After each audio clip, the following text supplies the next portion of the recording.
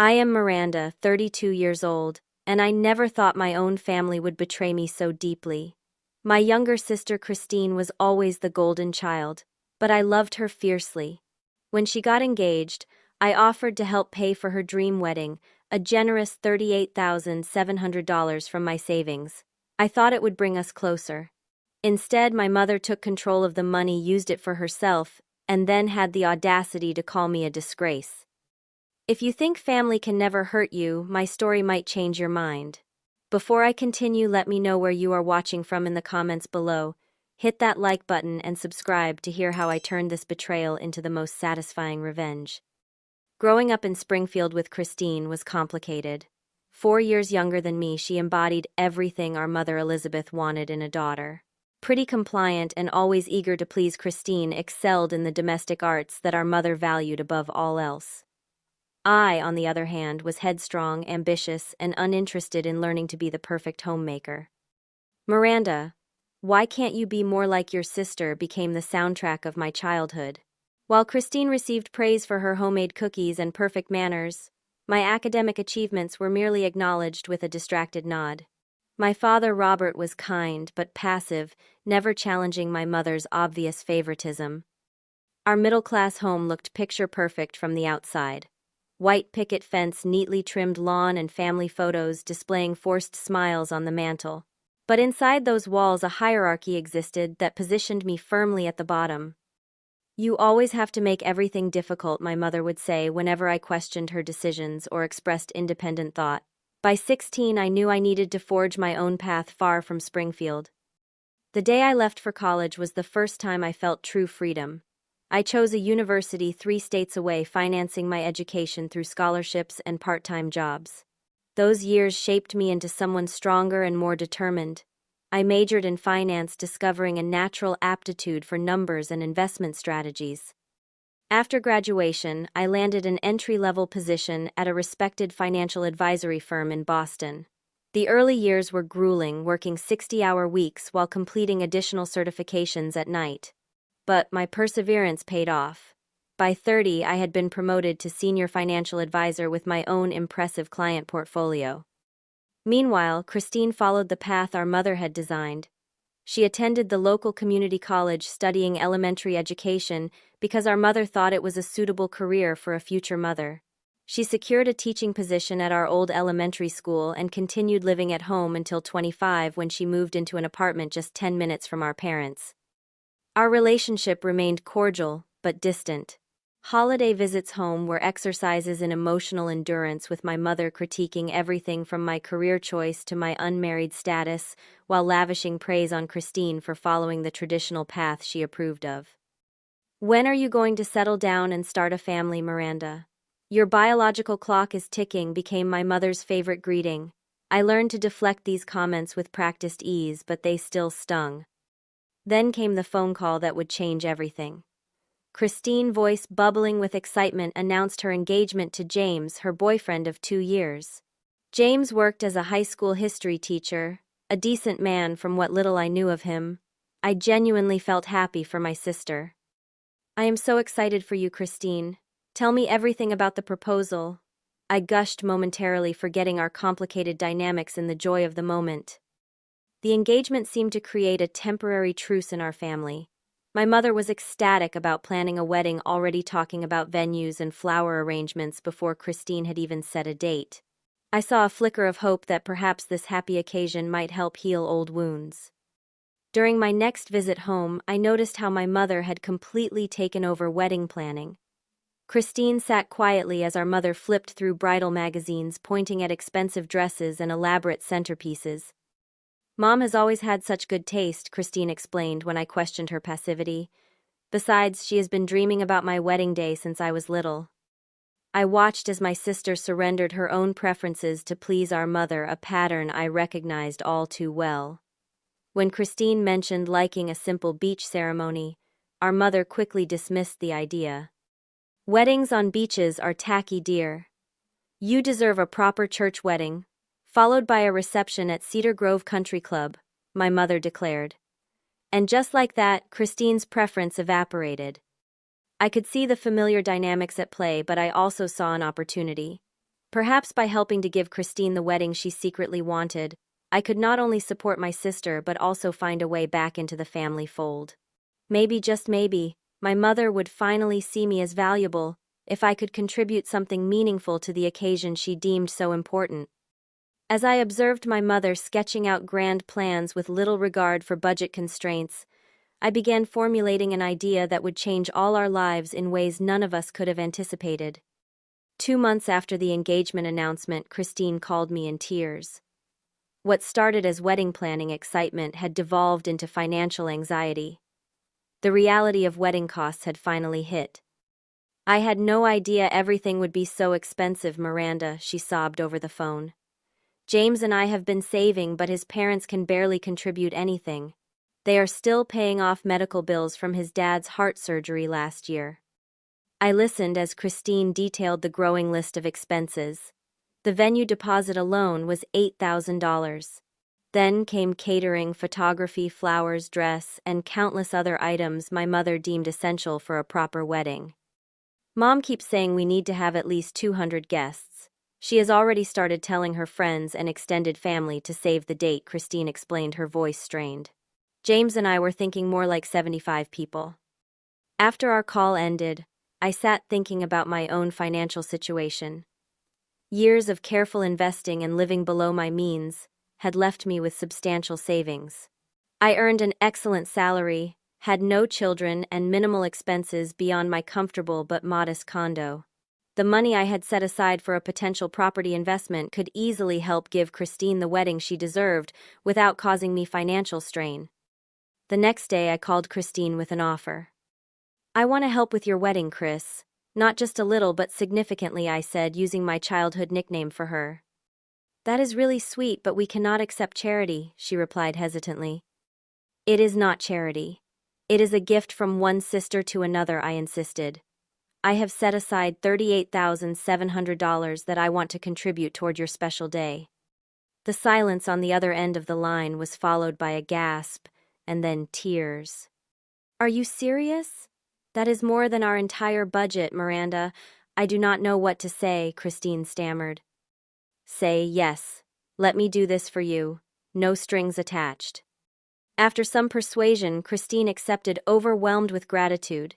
She promised me a special role in the wedding and countless acknowledgments of my generosity. When our mother learned of my offer, her reaction was mixed. Pride initially prevented her from accepting handouts from her less favored daughter. The power dynamic had shifted, and Elizabeth Walker did not relinquish control easily. "We do not need your money, Miranda. We will manage just fine," she said stiffly during our next family dinner. But as Christine detailed my offer again, emphasizing the stress it would relieve, my mother's practicality overcame her pride. By dessert, she had not only accepted my contribution but had already begun reallocating the budget to include even more elaborate elements. "Since Miranda is being so generous, we can upgrade to the premium floral package," she mused, mental calculations clearly running through her mind. Over the next few weeks, I worked with Christine to establish a payment system for vendors. We decided I would handle most payments directly, keeping careful records of every transaction. We set up a shared spreadsheet where all expenses would be tracked with receipts saved in a shared cloud folder. "This way, everything stays organized," I explained to Christine, "and we can make sure the budget stays on track." My mother quickly inserted herself into this arrangement, insisting that she needed access to the funds to make deposits and secure vendors promptly. "I cannot be running to you for every little expense, Miranda. Some vendors require immediate payment to hold dates," she argued. Against my better judgment, I added my mother as an authorized user on a dedicated credit card with a high limit linked to my account. I also transferred a portion of the promised funds to a joint account she could access for cash payments.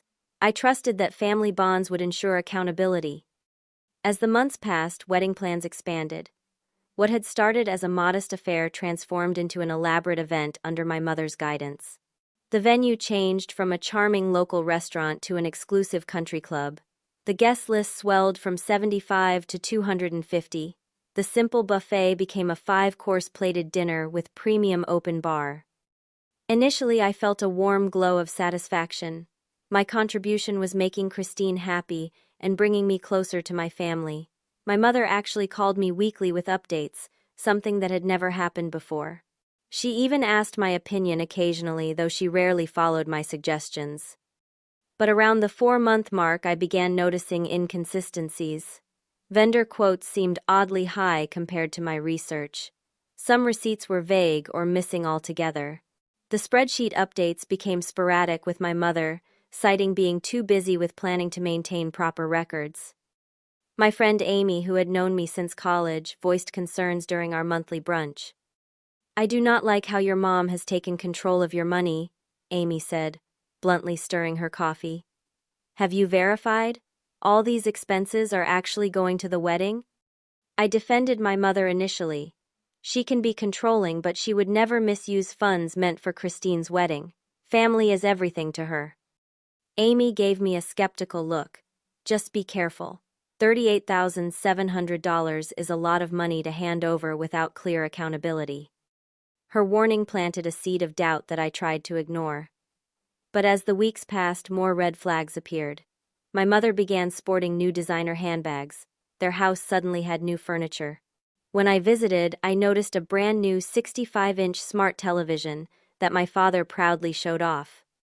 "Early anniversary present," my mother explained dismissively when I commented on their recent purchases.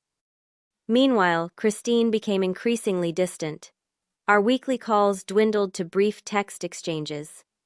When I asked specific questions about wedding details, she deferred to our mother. "Mom is handling everything.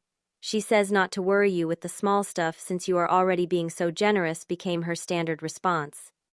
During a rare dinner with just Christine and James, I noticed tension between them when wedding costs came up. "Your sister has been incredibly generous," James said, raising his glass to me. "Without her, we would be getting married at the courthouse with pizza afterward." Christine smiled tightly. "Mom says a proper wedding is an investment in our future. It is about connections and impressions."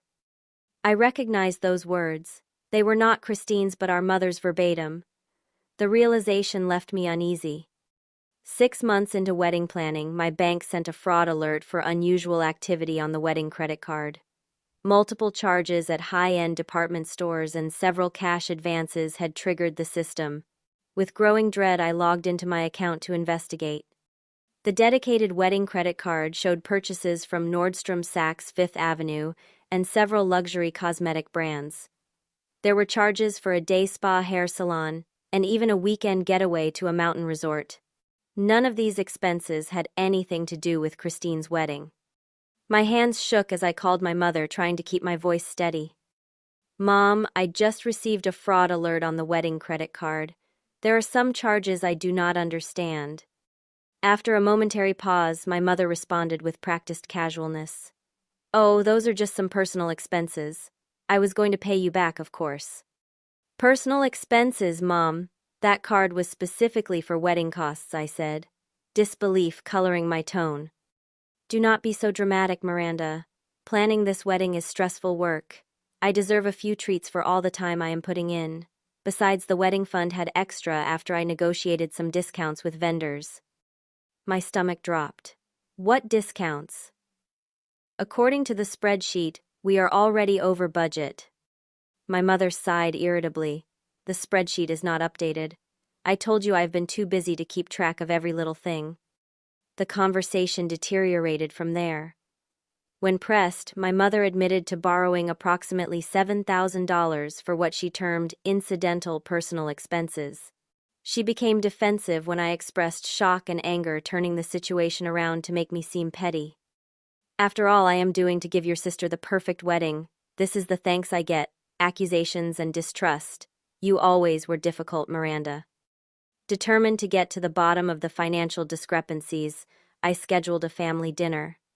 I arrived armed with printed statements and a detailed list of questionable expenses. My father looked uncomfortable as I spread the documents on their dining table. Christine stared at her plate. James shifted uneasily in his seat. "I think we need to discuss how the wedding funds are being managed," I began carefully. My mother immediately went on the offensive. "Are you implying I cannot be trusted, after everything I have done for this family?" I kept my voice level. I am just trying to understand where the money is going. These charges for renovating the master bathroom have nothing to do with Christine's wedding. My mother's face flushed. Your father and I have opened our home for countless wedding activities. The bathroom needed updating to accommodate guests during the bridal shower. The excuses continued, each more outlandish than the last. The new television was for viewing wedding videos. The designer clothing was for various wedding events. The weekend spa retreat was necessary stress relief from wedding planning. When I turned to Christine for support, I was met with averted eyes. Mom has been working so hard on my wedding, she mumbled. I trust her judgment completely. My mother seized this statement, using it as a weapon. See, Christine understands the sacrifices I am making. Only you would turn a daughter's wedding into an accounting exercise. As the argument escalated, my mother's true feelings emerged in ugly bursts. You think you are so special with your fancy job and big city life, she spat, always lording your success over us. Maybe I deserve some compensation for putting up with your condescension all these years. I turned to my father, hoping for some support, but he merely shrugged helplessly. Your mother handles the finances, was all he offered. By the end of the evening, it was clear I stood alone. Christine had been thoroughly manipulated to believe that questioning our mother's financial decisions was an attack on her wedding itself. James looked uncomfortable, but remained silent, unwilling to challenge his future mother-in-law. The next day, Amy met me for coffee, letting me vent my frustration and hurt. I knew something like this would happen, she said, squeezing my hand sympathetically. Your mother has always used money as a control mechanism. Now she is using your money to control both you and Christine. I cannot believe Christine is just going along with it, I said, fighting back tears. Your sister has been under your mother's influence her entire life, Amy reminded me.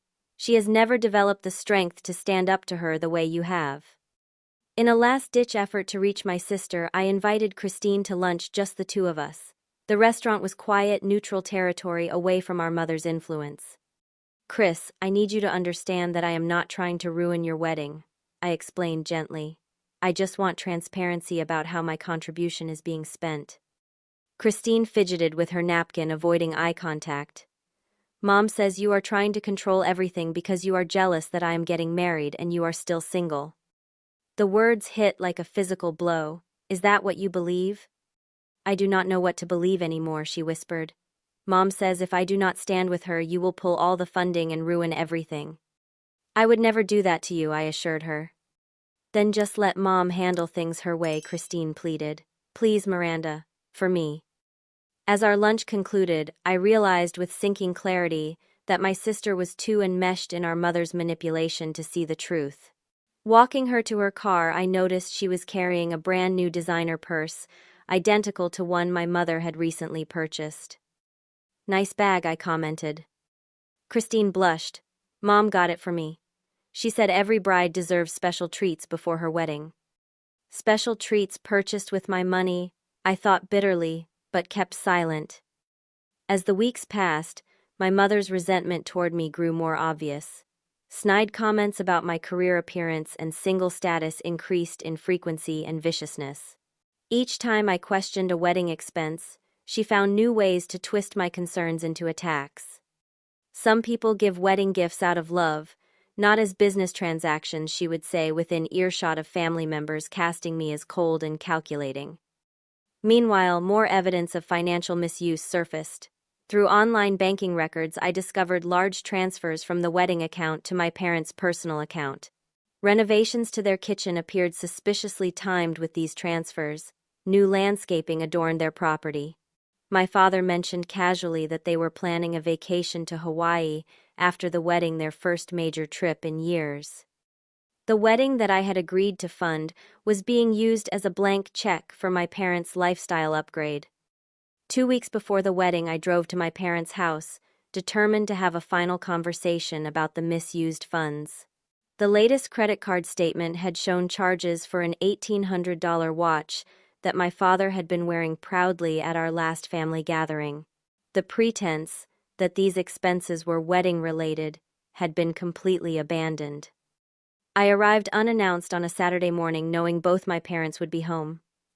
My mother answered the door in a new silk bathrobe surprise, flickering across her face before she composed herself. "Miranda, we were not expecting you today," she said reluctantly, stepping aside to let me in. My father sat at the kitchen table reading a newspaper, that expensive watch gleaming on his wrist. He nodded a greeting before returning to his sports section. "We need to talk about the wedding expenses," I said, sitting down and placing a folder on the table. My mother's expression hardened. "I thought we had moved past this accounting obsession of yours." "This is not an accounting obsession. This is about honesty and respect," I replied, keeping my voice steady. "According to my calculations, approximately $23,000 of the wedding fund has been spent on personal items for you and Dad." My father lowered his newspaper, looking uncomfortable. My mother's face flushed deep red. "How dare you come into our home with these ridiculous accusations," she hissed. "These are not accusations. They are documented facts," I responded, opening the folder to reveal printed statements with highlighted charges. Designer, clothing, jewelry, home renovations, electronics, and even a vacation package to Hawaii. None of these have anything to do with Christine's wedding. My mother glanced at the evidence but remained defiant. "I have worked tirelessly planning this wedding. Consider those expenses as my planning fee." "A planning fee of $23,000? Without any discussion or agreement?" I asked incredulously. "I do not need your permission to be compensated for my time and expertise," she shot back. The argument escalated quickly. My mother's voice rose as she defended her actions with increasingly illogical justifications. My father occasionally tried to interject with placating phrases, but mostly stared at his coffee cup. "The truth is," I finally said, cutting through another round of excuses you have stolen from me and from Christine, "this money was meant to give her the wedding of her dreams, not to fund your lifestyle upgrade." My mother stood abruptly, her chair scraping loudly against the floor. "How dare you use the word stolen in this house after everything we have done for you?" "What exactly have you done for me, Mom? Made me feel like an outsider in my own family, constantly compared me to Christine, taken my hard-earned money without permission. We gave you life, ungrateful girl. We put a roof over your head and food in your mouth. That is called parenting. It is the basic requirement when you choose to have children," I replied, struggling to maintain my composure.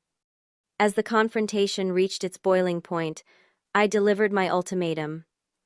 "I want a full accounting of how my money has been spent, and I want the misused funds returned, or I will stop payment on all remaining wedding expenses."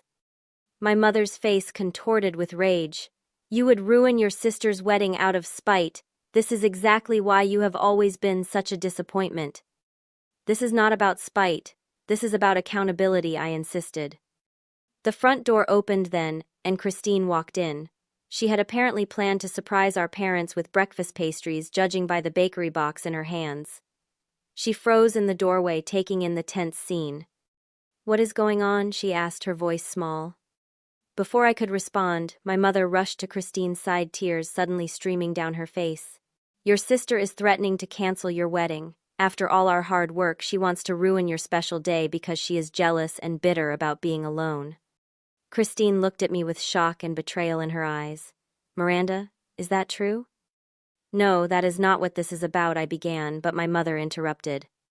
"She is demanding we return money that has already been spent on your wedding," my mother continued, artfully twisting the truth. "She knows that is impossible at this point. She wants to see your wedding destroyed." I tried again to explain the reality of the situation, but my mother's theatrical display of emotion drowned out my rational arguments. Christine put her arm around our sobbing mother, glaring at me. "How could you do this, Miranda? 2 weeks before my wedding, I knew you always resented me, but this is cruel." "I do not resent you, Christine. I love you. That is why I offered to help with your wedding in the first place," I pleaded, feeling the situation spiraling beyond my control. My mother, seeing she had successfully turned Christine against me, delivered the final blow. She straightened up, wiped her tears with theatrical precision, and pointed toward the door. "Do not show your face at Christine's wedding. You are a disgrace," she barked, her voice cold and final. We do not need your money or your presence. Get out of our house. Christine said nothing to contradict this banishment. She simply stood beside our mother, united against me. My father remained seated, eyes fixed on his coffee cup, a silent witness to my excommunication from the family. The pain of that moment was physical, a crushing weight on my chest that made it difficult to breathe. I gathered my documents with shaking hands and walked out the door, Christine's accusing stare burning into my back. In my car, parked in the driveway where I had once played as a child, I finally let the tears come. My phone buzzed with a text from my mother. The family is better off without your toxic presence. Do not contact us again. I drove home in a daze, my vision blurred, my mind replaying the scene in an endless loop. Amy met me at my condo, having sensed from my brief broken phone call that something catastrophic had happened. She held me, while I sobbed, my body shaking with the force of my grief. They took everything, I choked out between sobs. My money, my dignity, my place in the family. And for what? Some luxury items and home renovations. Later that evening, after several cups of tea and Amy's steadying presence, my shock began to transform into something else. I reviewed the financial documents again, tallying the total amount that had been misappropriated. $38,700, I whispered, the full amount of my original gift. They took every penny I contributed, and then had the audacity to ban me from the wedding. Something hardened inside me then. A lifetime of being devalued, criticized, and manipulated crystallized into resolute clarity. My grief gave way to a calm, cold determination. If they do not want my money or my presence, I told Amy, my voice steadier than it had been all day, then they will get neither.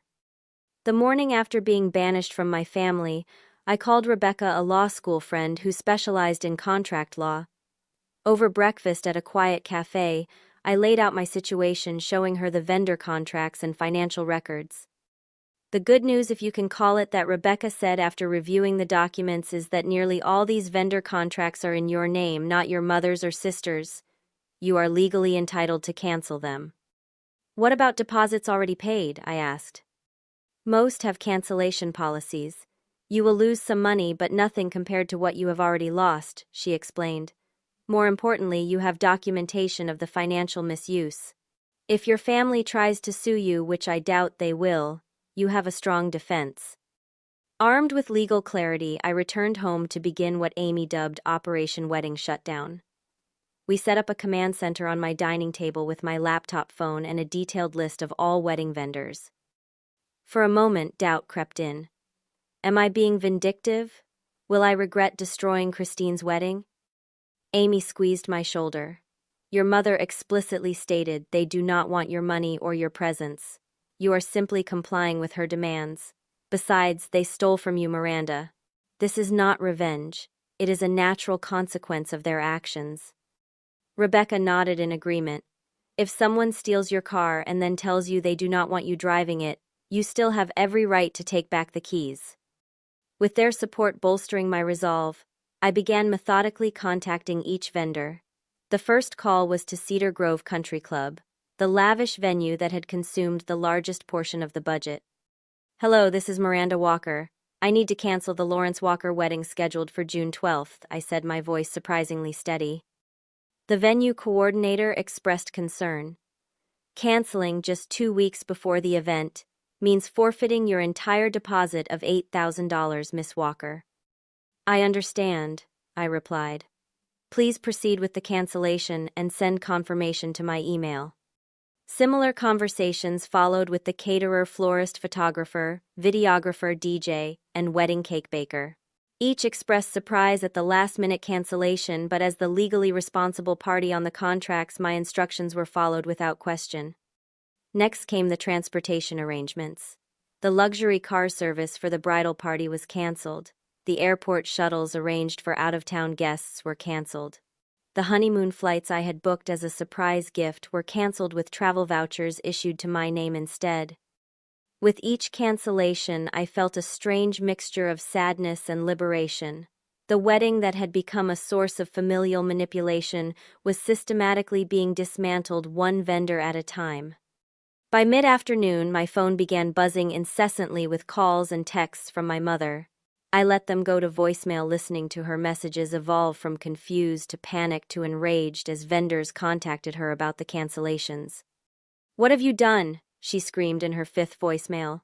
"The venue just called saying everything is canceled. Fix this immediately." I texted her a simple response. "You told me you did not want my money or my presence at the wedding. I have respected your wishes and withdrawn both. Watch it burn without my money." Her reply was a string of incoherent threats and accusations. I blocked her number. Christine called next, her voice breaking with tears.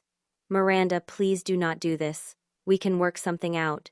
Whatever Mom said, she did not mean it." "She meant it, Christine," I replied calmly. "And you stood there letting her say it. Neither of you objected when my money was misused. Neither of you appreciated the sacrifice I made to give you a beautiful wedding. Actions have consequences." "But what about my wedding? It is in 2 weeks. Everything is paid for," she wailed. "Actually, everything was paid for by me. And now it is not paid for at all," I corrected her. "Perhaps you can have a smaller wedding with the money you and James saved. Or perhaps Mom can use some of the $23,000 she took from me for her personal expenses to fund your special day." Christine's sobbing intensified. "You are ruining my life. I will never forgive you for this." "That is your choice," I said, feeling a surprising calm. "Just like it was your choice to stand with Mom while she stole from me and then banished me from your wedding. Goodbye, Christine." The most unexpected call came from James, Christine's fiancé. Unlike my mother and sister, his tone was measured and respectful. "Miranda, I understand you are hurt," he began.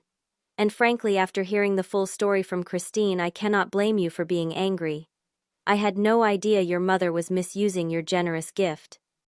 "Thank you for acknowledging that," I replied, somewhat surprised by his understanding. "Is there any way we can salvage this situation?" he asked. "Christine is devastated, and while I see your point, I hate seeing her suffer." "The solution is simple," I told him. "Return the misappropriated funds, apologize sincerely, and treat me with the respect I deserve as both a family member and the person who made this wedding possible in the first place." James sighed. "I will talk to them, but you know how your mother can be. And Christine, she has never been able to stand up to her." "Then they have made their choice," I said firmly. "I am sorry you are caught in the middle, James. You seem like a decent man. Christine is lucky to have you." "For what it is worth," he said before hanging up, "I think you deserved better treatment from your family. I hope someday they realize that." By evening, all wedding arrangements had been systematically canceled. Amy brought over wine and takeout, and we toasted to newfound boundaries. "How do you feel?" she asked, studying my face carefully. I considered the question. Lighter somehow. Like I have set down a heavy burden I have been carrying my entire life. The burden of seeking approval from people who will never truly value me. "To freedom," Amy said, raising her glass. "To consequences," I replied, clinking my glass against hers. That night I slept better than I had in months, unburdened by the weight of familial obligation and unappreciated sacrifice. The week following my cancellations was chaotic, even from my position of deliberate distance. Through mutual acquaintances and social media, I pieced together the frantic scramble taking place within my family. My mother, faced with the collapse of her elaborately planned event, attempted to salvage what she could. She contacted vendors directly, only to discover that deposits were non-refundable, and rebooking on such short notice was either impossible or prohibitively expensive. The luxury venue was already booked for another event. The premium caterer required 4 weeks minimum for event preparation. Christine and James, faced with the reality of their drastically downsized wedding, sent out emergency emails and texts to guests explaining the unfortunate change of plans. The carefully worded message, which a cousin forwarded to me, blamed unforeseen circumstances rather than naming me directly, suggesting my mother had realized that revealing the full truth would expose her own misdeeds. Extended family members began reaching out to me, curious about my conspicuous absence from wedding preparations. My mother's sister, Aunt Patricia, called me directly. "Elizabeth is telling everyone you had a mental breakdown from work stress," she said without preamble. says you irrationally pulled your financial support because of some perceived slight. I know my sister well enough to smell a lie. What really happened, Miranda? I hesitated, reluctant to air family dirty laundry, but ultimately decided that truth was my best defense against my mother's smear campaign.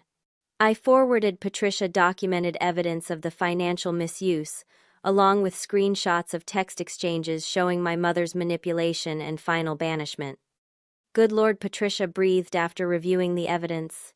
I always knew Lizzie could be controlling, but this is outright theft.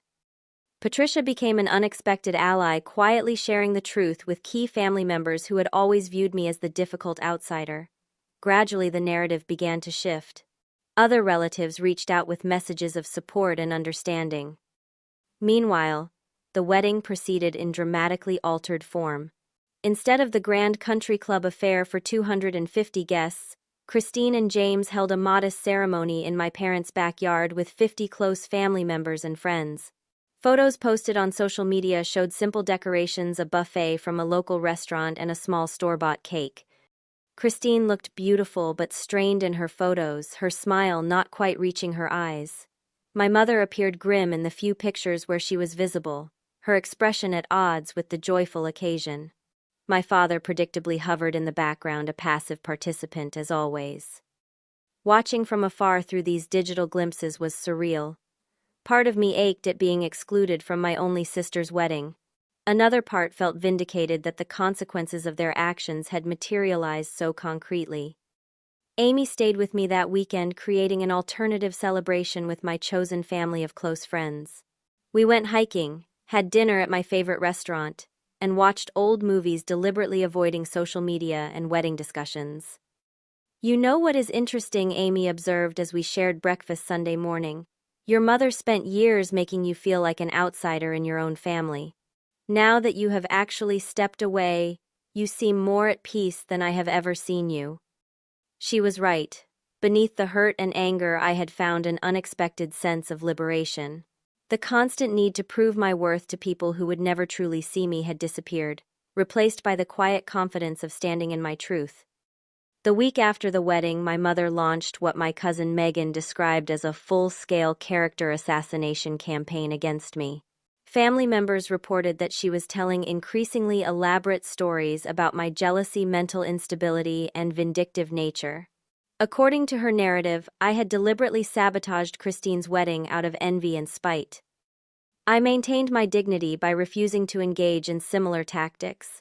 When asked, I simply directed people to the documented evidence of financial misappropriation, and my mother's own words banishing me from the event. Unexpectedly, my Uncle Thomas, my father's brother, who had always been kind but distant, reached out with a phone call that brought tears to my eyes. "I want you to know that I see what happened," he said, his gruff voice unusually gentle. "Your mother has always been difficult, and Robert has never had the spine to stand up to her. What you did took courage, Miranda. Setting boundaries with family is the hardest thing in the world." His understanding meant more than I could express. "Thank you, Uncle Thomas. That means a lot coming from you." "Your father called me, you know," he continued, late at night after a few drinks. "Said he knows your mother went too far this time. Said he is ashamed he did not stand up for you." "Yet he still does nothing," I noted, a familiar disappointment settling in my chest. "That is Robert," Thomas sighed. "But he is suffering in his own way. That luxury watch your mother bought him, he has not worn it since the wedding." Small consolation, but it was something. Another surprise came when Rachel, Christine's maid of honor and childhood friend, asked to meet for coffee. Wary but curious, I agreed. "Christine does not know I am meeting you," Rachel admitted, fidgeting with her napkin. "But I thought you should know that she is beginning to see things more clearly now that the wedding is over." "What do you mean?" I asked. "Your mother has been intense since the wedding, constantly reminding Christine how she saved the day after you sabotaged everything. But the financial issues are becoming harder to ignore. James found receipts for items your mother claimed were wedding expenses but clearly were not." Hope flickered briefly in my chest, but I tamped it down. Christine made her choice. She stood with our mother even when she knew the truth.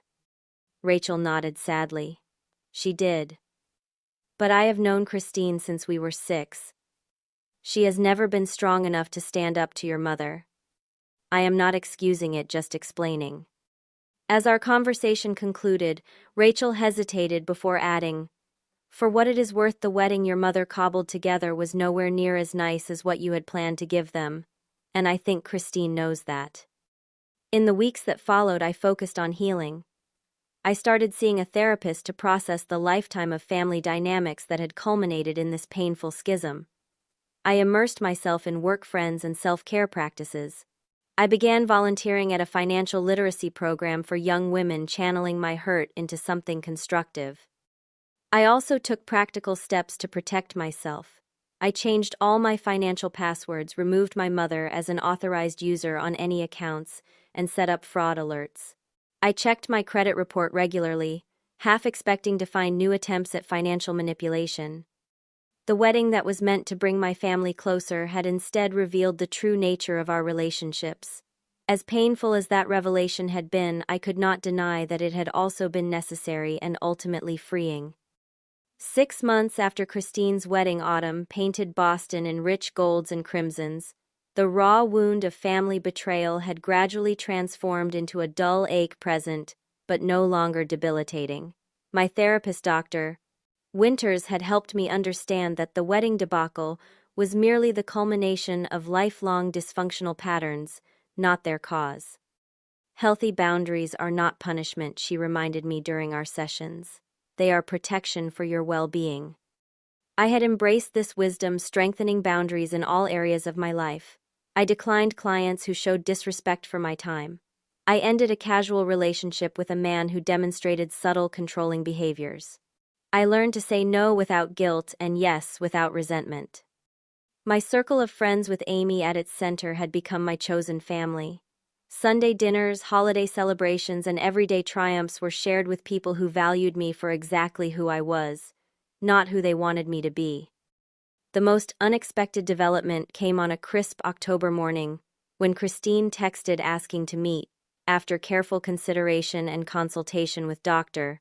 Winters, I agreed to lunch at a neutral restaurant halfway between our homes. She arrived looking thinner than I remembered, dark circles under her eyes partially concealed with makeup. We exchanged awkward greetings before settling into our booth.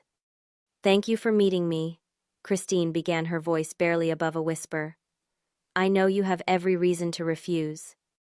I nodded but remained silent, waiting for her to continue. "The past 6 months have been educational," she said carefully, choosing her words.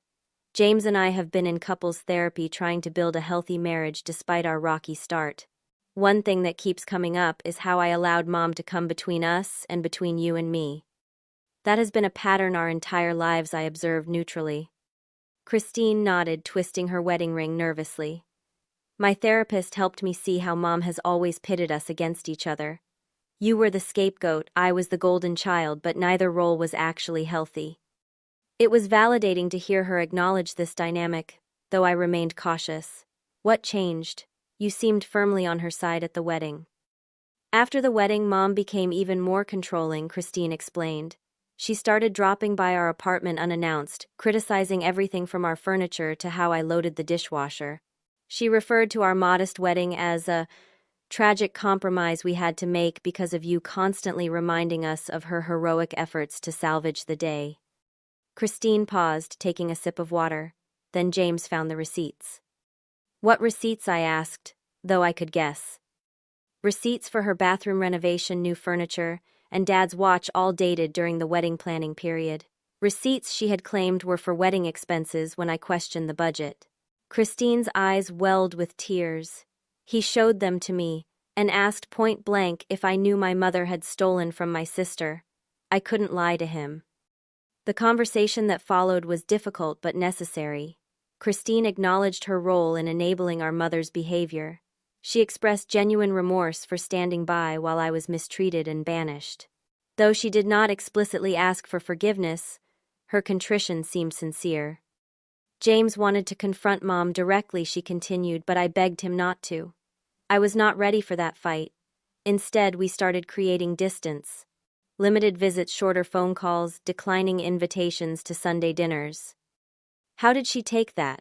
I asked, knowing our mother's reaction to perceived rejection would have been volcanic. About as well as you would expect, Christine said with a sad smile. Accusations, guilt trips, tears. When those didn't work, she started telling family members that James was controlling and isolating me. The irony was not lost on either of us. Miranda, Christine said, meeting my eyes directly for the first time, I do not expect us to go back to how things were. Too much has happened, but I want you to know that I see the truth now. I see what Mom did to you, what she did to us both, really. And I am so sorry I did not stand with you when it mattered. I felt the careful wall I had built around my heart begin to crack. It means a lot to hear you say that, Christine. Truly. We spent the next 2 hours in the most honest conversation we had ever shared as adults. Christine revealed that James had seen red flags in our mother's behavior from the beginning but had felt powerless to intervene. He tried to tell me several times that Mom was taking advantage of your generosity, Christine admitted, but I refused to hear it. It was easier to believe Mom's version of reality than to confront the truth. As our lunch concluded, Christine asked tentatively, "Do you think we could try being sisters again? Real sisters, not the twisted version Mom created?" I considered her question carefully. I would like that, I finally said, but it needs to be on new terms, with mutual respect and honest communication, and with the understanding that I will maintain my distance from Mom for the foreseeable future. Christine nodded. That is fair. James and I are working on healthier boundaries with her too. It is not easy, but it is necessary. As we parted with a cautious hug, Christine added, Mom remains convinced she did nothing wrong. Dad knows better, I think, but he will never contradict her. They are locked in their own unhealthy dynamic. That is their choice, I replied, just as creating healthier patterns is ours. In the months that followed, Christine and I rebuilt our relationship one careful step at a time. We met for occasional lunches, shared texts about our lives, and gradually rediscovered the sisterly bond that had been buried under years of maternal manipulation. My mother remained unrepentant, refusing to acknowledge any wrongdoing. When direct attempts to contact me failed, she enlisted flying monkeys in the form of distant relatives and family friends, all carrying messages about forgiveness and family obligations. I maintained my boundaries with quiet determination. The $38,700 was gone, but the lessons it purchased were invaluable. I learned that generosity should never require sacrificing self-respect, that blood ties do not justify abuse or exploitation, that sometimes the healthiest love is expressed through distance rather than proximity. My friendship with Amy deepened along with other supportive relationships. My career flourished as I channeled my energy into positive directions. I even began dating again, approaching relationships with clearer eyes and stronger boundaries. The wedding that was meant to be a bridge back to my family had instead become a bridge to a healthier future, one built on authenticity rather than obligation. Though not the outcome I had envisioned when making my generous offer, it was ultimately the one I needed. On the 1-year anniversary of Christine's wedding, I wrote in my journal, "Some bridges need to be burned so you can build stronger ones in their place. Some gifts become burdens unless you learn to let them go. And sometimes the family that truly values you is not the one you were born into, but the one you create through choice and mutual respect."